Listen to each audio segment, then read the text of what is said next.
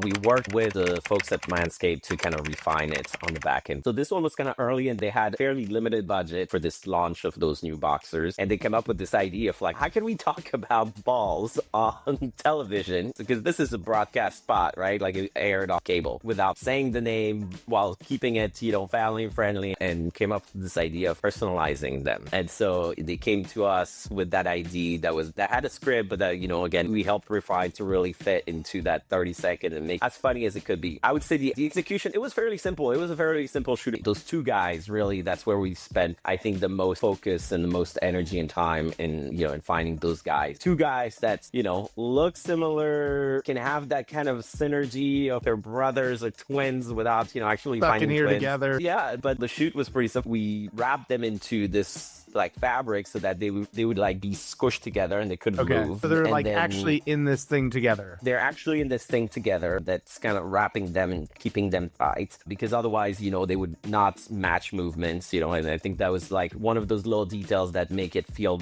more real, that sells the idea, right? Is that they needs to be kind of like in this cocoon. They were just standing and we just made sure that they would move, kind of like sway together and move together and then deliver the lines, and then we flip the image in post, right? And that gives you this idea. I think what sells the idea is those little tiny details of like the movement, the look of the character, that wrap around them. It's just good script writing, good dialogues that lets you understand, oh yeah, this is what it is.